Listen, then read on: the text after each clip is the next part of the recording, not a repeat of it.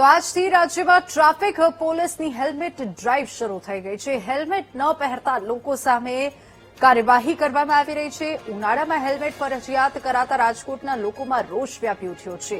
ચૂંટણીમાં મત આપીને જીતાડ્યા હવે ભોગવી રહ્યા છે સ્થાનિકો, તેવું સ્થાનિકોનું કહેવું છે। ગરમીમાં હેલ્મેટ પહેરવું અસહ્ય છે। સ્થાનિકોએ શું કહ્યું આવો જોઈએ। કોર્પોરેશન મહાનગરપાલિકામાં સ્પષ્ટ બહુમતી સાથે જે લોકોએ પરિણામ આપ્યું છે તો હેલ્મેટનો નિયમ રાજકોટે ભોગવવાની તૈયારી રાખવાની।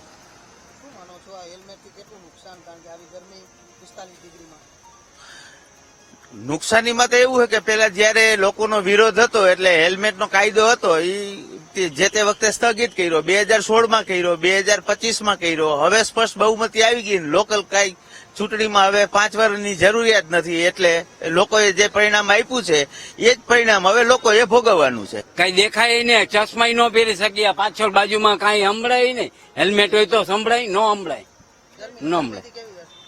જે ગરમીનું રેજ ને આ પહેર્યું, તડકો લાગે તો જો અમે ટી શર્ટ એટલે આવ કોટન હોય તો હાલે, કપડું બાંધી હકી, હેલ્મેટ ન જોઈ। જો હેલ્મેટ પહેરવાથી કઈ સરકાર ને ફાયદો આપતી હોય કે આ પોલિસી કે આને એટલું કવરેજ મળશે, આને વીમો મળશે, હેલ્મેટ પહેર્યા પછી કોઈનું અવસાન થયું તો સરકાર એના માટે શું સહાય કરવાની છે, એ એક મારે મેઇન પ્રશ્ન હતો। હા, એ તો 100% વાત છે કે હેલ્મેટનો કાયદો ચૂંટણી આવ્યા પછી જ થયો, પેલા તો હેલ્મેટનો કાયદો હતો જ નહીં, તો પછી ચૂંટણી આવ્યા પછી કેમ ચાલુ કર્યો?